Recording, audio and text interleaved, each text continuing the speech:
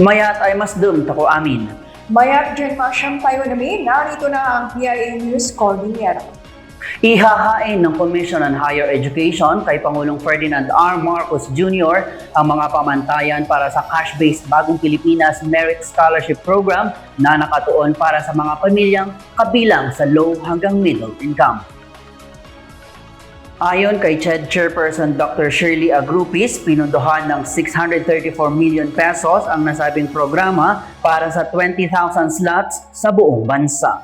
Sa ilalim ng merit-based scholarship, hinihikayat ang mga mag-aaral na mag-enroll sa mga priority program ng gobyerno sa pribado o state universities and colleges.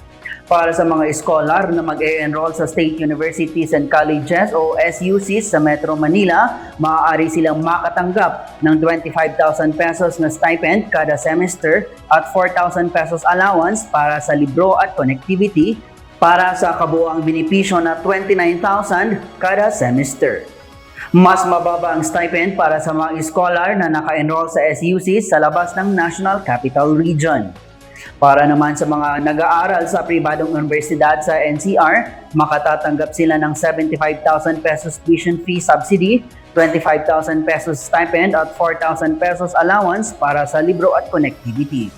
Ang kabuuang taunang suporta para sa mga estudyanteng nag-enroll sa pribadong universidad ay 208,000 pesos para sa mga nasa NCR at 98,000 pesos para sa mga nasa labas ng Metro Manila.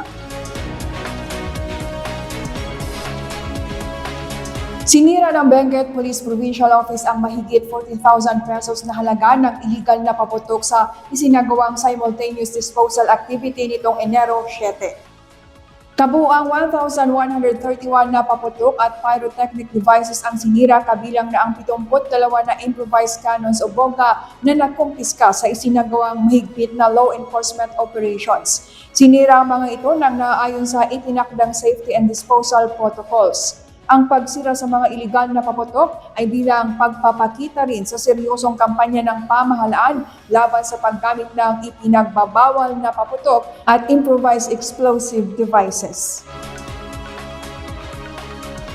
Nagpaalala ang Department of Health Cordillera ng pagsusuot ng face mask upang makaiwas sa influenza-like illness o ILI, lalo na ngayong malamig ang klima.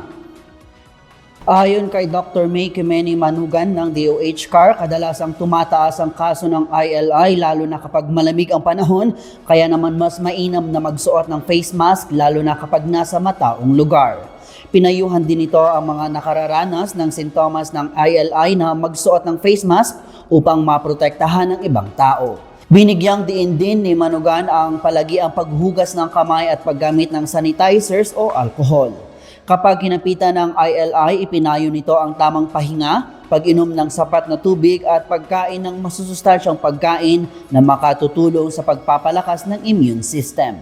Always nga i-remind me is prevention is always better than cure. So dagitoy the tips tayo no for the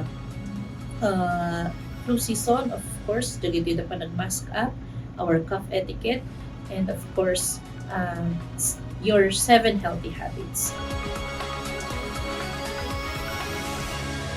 Binigyang diin ng Department of Health Cordillera ang kahalagahan ng pagpapabakuna laban sa measles rubella. Ayon kay Joycelyn Rilorta, Nurse 5 ng DOH-CAR, nakakahawa ang mga naturang sakit na maaaring magdulot ng seryosong komplikasyon lalo na sa mga bata. Sa paglulunsad ng measles rubella supplemental immunization activity, mababakunahan ang lahat ng batang 6 to 59 months old bilang karagdagan sa routine measles vaccination na ibinigay sa mga sanggol na 12 buwan. Ang Phase 1 ng Ligtas Tigdas campaign ay sisimulan sa Mindanao at Marm sa January 19. Kabilang naman sa Phase 2 vaccination campaign ang Cordillera na ilulunsad sa June 2026. Dalhin po ang mga batang 6 to 59 buwan kulang sa mga ipinalagang fixed at temporary vaccination site sa inyong lugar. Tapos, itong parang title natin is Tigdas, Ligtas. Sa bagong Pilipinas, bawat bata ay mahalaga. Hinihikayat ng Commission on Elections o COMELEC Cordillera ang publiko na magrehistro na para makabahagi sila sa 2026 Barangay and Sangguniang Kabataan elections. Ayon kay COMELEC CAR Regional Director Julius Torres, nananatiling bukas ang kanilang mga tanggapan para sa mga hindi pa nakarehistro at sa mga nagnanais lumipat ng pagbobotohan. Anya, hindi na dapat hintayin ang huling araw ng voter registration sa Mayo 18. Pinapayuhan ng mga magrerehistro na magdala ng valid ID, hindi tatanggapin ng pulis at barangay clearance at sedula. Gaganapin ang barangay and SK election sa unang linggo ng Nobyembre 2026. Nasa 45 na wildlife o buhay ilang ang naisalba, na-recover at na-turnover sa mga kinauukulan sa buong Cordillera noong nakaraang taong 2025. Ayon sa Department of Environment and Natural Resources Cordillera, kabilang sa mga hayop na tinurnover ng mga concerned citizens, local authorities at enforcement teams ay mga ibon, ahas at iba pa. Karamihan sa mga ito ay natagpuan sa Baguio City at Benguet. Ilan ang nagkaroon ng sugat dahil sa mga traps, collisions o entanglements. Ang iba naman ay nakumpiska dahil sa kawalan ng permit na paglabag sa wildlife protection laws. Ang mga hayop na ito ay dinala sa Regional Wildlife Rescue Center at matapos ang rehabilitasyon ay pinakawalan sila pabalik sa kanilang natural habitat. Muling nagpaalala ang DNR CAR na ang pag-aalaga sa mga wildlife ay illegal. Hinikayat ng ahensya ang publiko na i-report ang wildlife encounter sa pinakamalapit na senro o penro sa DNR CAR o sa mga lokal na otoridad. Iigtingan ang pagpapatupad ng iba't ibang ordinansa sa La Trinidad, Benguet. Mga deputized force multipliers ng pulisya na tutulong sa pagpapatupad ng mga ordinansa sa sala sa training. May report si Denver Bastingo ng LGU La Trinidad. Inaasahan ang mahigpit na pagpapatupad sa iba pang mga ordinansa sa bayan ng La Trinidad ngayong taon. Kabilang sa mga ordinansang ito ang MUMA Regulation Ordinance, Jaywalking, Anti-Smoking, Waste Segregation at Source at iba pa. Ayon kay Mayor Rodrick Kawingan, makakatulong ito upang madisiplina ang mga mamamayan. Isang objective natin kung bakit po natin i-recapacitate yung ating mga enforcers natin para po talagang nakikita po sila doon na talagang nanghuhuli, nagbibigay ng citation ticket sa ating pong mga kababayan na talagang lumalabag po sa atin mga ordinansa. Ang pakay naman po yung ordinansa natin ay may parating yung disiplina sa bawat isa na dapat sumunod tayo lahat sa ating batas dito po sa ating bayan. Aniya, sa mga susunod na araw ay magsasagawa ang lokal na pamahalaan ng seminar at training workshop para sa mga force multiplier ng La Trinidad Municipal Police Station at iba pang kawani ng municipal local government units na tutulong sa pagpapatupad sa mga nabanggit na batas. Schedule po tayo ng isang capacity building, skills enhancement sa ating po mga barangay tanods, sa ating mga deputized enforcers, kasama po yung members ng ating kapulisan para at least sama-sama po sila and at the same time may katulungan po yung ating pulis para implement po yung ating mga ordinansya dito po sa ating bayan. Samantala, patuloy at mahigpit pa rin pinaiiral ang mga ordinansang may kinalaman sa pagpapanatili sa kaayusan ng La Trinidad gaya ng curfew para sa mga minor de edad, bar and rest operation at anti-obstruction. Denver Bastingo, Limitless, La Trinidad. Nagpapatuloy ang pagsasagawa ng business permit processing and renewal sa La Trinidad, Benguet. Mga negosyante, hinikayat na magproseso na ng kanilang mga permiso at kaukulang dokumento. Nagbabalik si Denver Bastingo ng LGU La Trinidad. Puntirya ng lokal na pamahalaan ng La Trinidad na makapagproseso ng 10 hanggang 11,000 business permits ng mga negosyante ngayong taon. Kaugnay nito, kasalukuyang naisasagawa ang one-stop shop renewal para sa mga business permit sa Municipal Gymnasium na nagsimula pa noong Lunes, Enero 5. Ayon kay Municipal Business Licensing Officer Lawrence Balod, aabutin hanggang 2 buwan ang pagpapatupad ng Business One-Stop Shop sa La Trinidad, Benguet. Sinabi niya sa unang linggo ay mas marami ang nag-renew ng business permit kumpara sa mga bagong aplikasyon ng lisensya. Patuloy rin na inaanyayahan ng lokal na pamahalaan ang mga negosyante na makilahok sa Business One-Stop Shop process. Going na po yung ating Business One-Stop Shop dito po sa Municipal Gymnasium kung saan lahat po ng opisina nandito. Tininasahan po natin na talagang sa ngayon, sa first week, hindi naman po dagsa yung mga constituents natin. Pero inasahan natin na by next week and the next weeks to come, idadagsa po sila. So talagang in-invite po natin yung ating mga constituents na pag may oras po sila, dahil sa ngayon medyo sabihin na natin medyo hindi po siya crowded, mas magandang pumunta po sila ngayon dito para kumuha ng mga kanilang business permit. Denver Bastingo, Limitless, La Trinidad.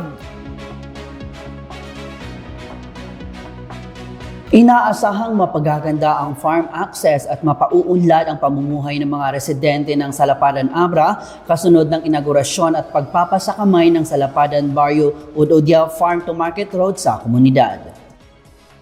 Sakop ng 63.8 million pesos project ang 1.851 kilometer concrete FMR, kompletong box culvert at slope protection structures. Mahigit 1,000 agrarian reform beneficiaries ang benepisyaryo ng proyekto, kabilang na ang mga miyembro ng Salapadan Barrio Agriculture Cooperative at ang Udnama Agriculture Credit Cooperative. Sa pamamagitan nito ay mas mabilis na ang pagbiyahe ng mga magsasaka ng kanilang mga produkto, mababawasan ang post-harvest losses at mapauunlad ang connectivity sa pagitan ng mga liblib na sakahan at ng merkado. Formal nang tinanggap ng Anquilang Lumang-Ayan Organization ng Barangay Anquilang sa Sagada Mountain Province ang Swine Housing Facility sa ilalim ng Component 2 ng Swine Industry Recovery Project o SRIP ng Department of Agriculture kamakailan. Layunin ng Component 2 ng SIRP na magtatag ng swine production facility na may kapasidad na 40 heads kung saan itataguyod ang magandang animal husbandry practices sa farm structure at production system.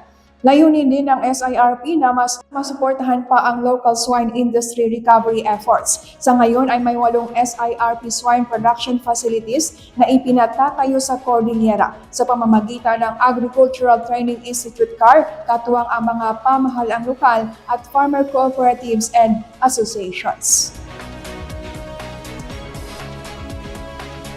Mahigit 600 na magsasaka ang benepisyaryo ng mga nakumpletong irrigation projects sa Ifugao. Kamakailan ay naipasakamay sa mga Irrigators Association ng 16 na irrigation systems sa ginanap na ceremonial turnover at acceptance ceremony sa NIA Ifugao Satellite Office sa Barangay Mabatu-Bato, Lamot, Ifugao. Ang mga irrigation systems ang nagbibigay ngayon ng irigasyon sa 804.59 na ektarya ng lupain sa lalawigan. Nagpaabot naman ng pasasalamat ang mga benepisyaryo sa pagpapaunlad ng irigasyon sa kanilang lugar. Pinaghahandaan na ng Baguio City Police Office ang inaasahang pagtagsan ng mga bisita sa lungsod sa pagdiriwang ng Panagbenga o Baguio Flower Festival sa Pebrero. Ayon kay Police Major Marcy Grace Maron, isa sa kanilang tututukan ay ang pangangasiwa sa trapiko lalo na sa mga pangunahing kalsada sa lungsod.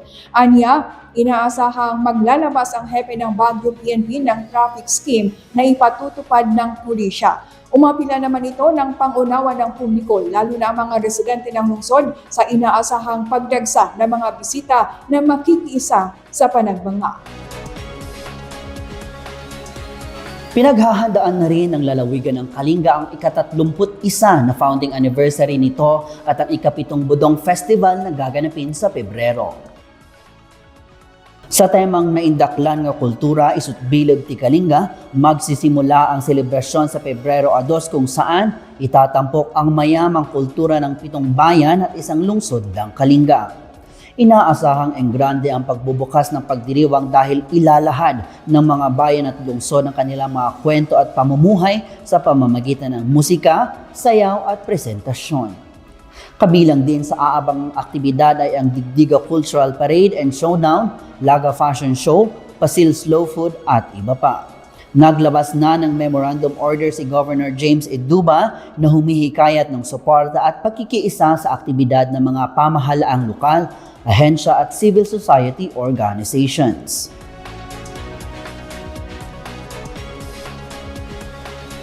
Hanap mo ba ay bagong pasyalan? Subukan ang bagong bukas na tawang Scenic Falls sa Barangay Pangul, Tanudan, Kalinga. Kamakailan ay formal na inilunsad ang bagong atraksyon sa bisa na rin ng Municipal Ordinance No. 2025-104. Layunin ng ordinansa na itaguyod ang sustainable tourism, maprotektahan ang kapaligiran at mabigyan ng ekonomikong benepisyo ang lokal na komunidad. Sa ilalim ng ordinansa, ang Barangay Council ng Pangul sa paggabay ng Municipal Tourism Office ang mga ngasiwa sa nasabing talon. Ang mga bisita ay kailangang magbayad ng 20 pesos environmental fee at kailangang sumunod sa waste management rules at safety regulations. Clean, anong New Year's wish mo? Alam mo ba, isa sa mga New Year's wish ko talaga ay sana magkaroon naman tayo ng jowa.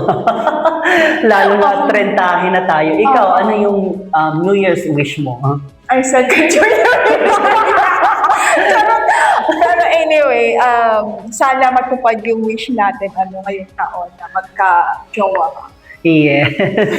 Yun talaga ang wish natin. Ano? Kailangan din nating sumaya. Kaya nga. Anyway, yan lamang ang ilan sa mga balitang ating nakalap ngayong linggo. Para sa iba pang news updates, i-follow kami sa aming Facebook, Philippine Information Agency Cordillera Administrative Region at sa X app sa PIA_Cordillera.